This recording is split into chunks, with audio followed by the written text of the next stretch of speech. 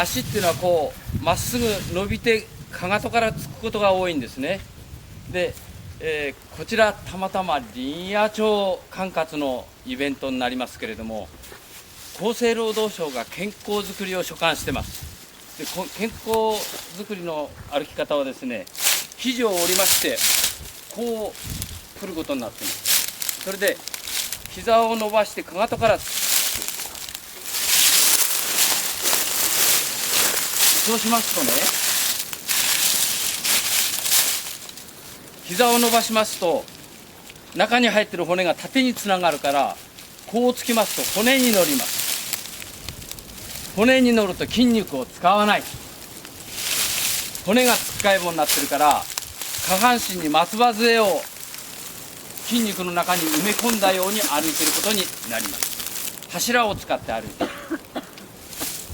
でそれは悪いことではないんですけれども、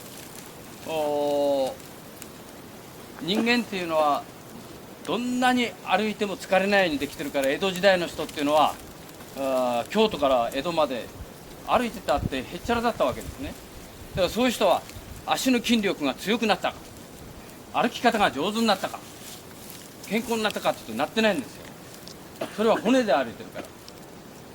で私たちは今筋肉を使って酸素を取り込んで、そしてメタボリック生活習慣病の高血圧、糖尿病、高脂血症、高尿酸血症、肥満、ストレス解消、こういったものをみんな酸素を取り込んで有酸素運動をして健康になりましょうというキャンペーンが世界中であります。だからエアロビクスってのが流行っています。でそのためには筋肉を使わないと酸素は使わないんです。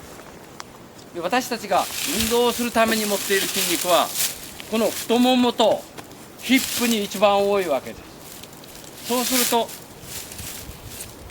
膝を伸ばしてこうついて骨に乗ってしまったんでは筋肉を使わないから、膝を少しでもこう曲げて、それでお尻をこう持ち上げて、これは階段を一歩上がるのと同じなんですが、それを普通ウォーキングに生かしたいということです。でこればっかりで歩いてるとあんまりかっこよくもないし、それから同じワンパターンで歩いてると疲れてしまうというのがありますから、さっきのようにこのように歩いている中で膝をちょっと曲げる歩き方を入れるのを、さっき山中さんが言われた太ももウォーキング、筋肉歩きと称して進めているわけです。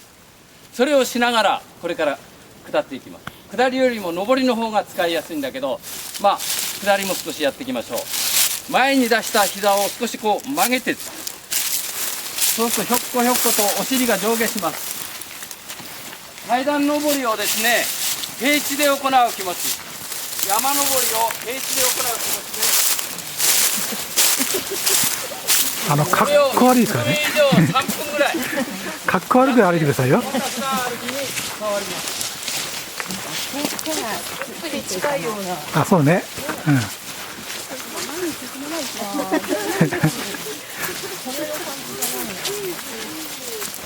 ばらくこれで進みましょう。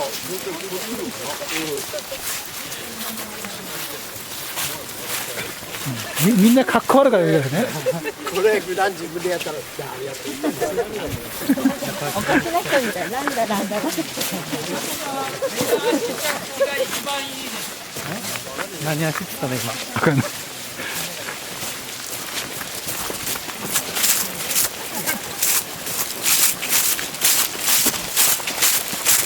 落としてますから森がこう目で見られる、木が全部見えるっていう、こういう状況をここでよく見せております。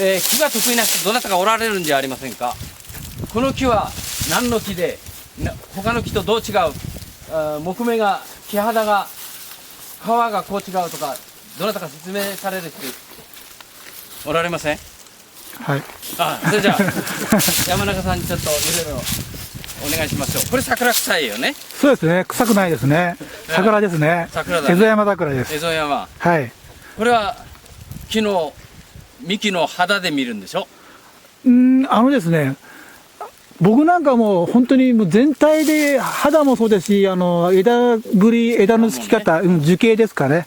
全体で判断しちゃうんですよね。その代わり、1割、2割間違います。あと、高島さん、どうなんですかね、桜とかこういうのって、植物学的に言うと、どういうところを。いやいや、そうです。やっぱり私の場合もですね、この地元で動いてますので、大体木の種類っていうのはそんなに多くないもんですから、大体葉っぱの出てる時期とか花の時期とかを見てますので、これだけで見るとなかなか冬の間、その時に見ると難しいんですけども、はい、樹皮が横に出てますよね。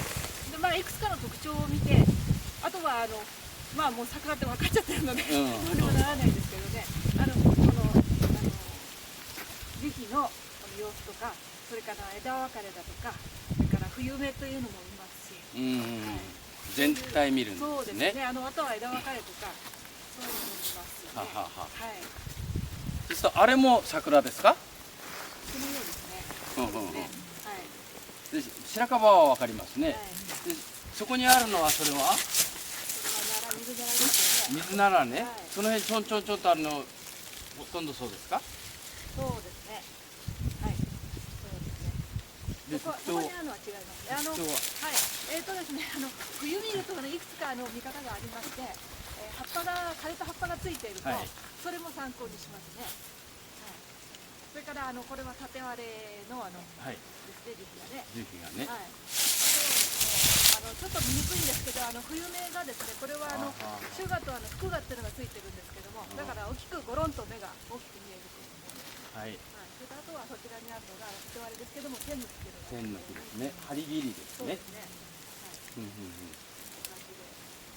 水ならは同等で柏と言ってるのとは違うんですか？違いますね。はい。仲間では？仲間で近い種類ですね。はい。近い種類でして、まあどんぐりの形で違うんですよね。どんぐりの形で違う。それが一番違うんですけども、あとは葉っぱも尖っているのと、花先が尖っているのと、それからちょっと柄に伸びているのと、そういう違いが。どっちがどっちですか？水菜の方がちょっと尖り。水菜が葉っぱがとんがって。何を追ってきて冬の木の見方っていうのができた。はい。山へ入ってくるとやっぱり見えるのは木だから、そうですね。知識として分かって歩くっていうのがまた楽しいだろう。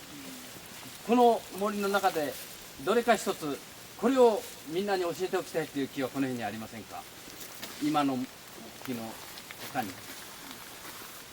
今の他にですか？はい。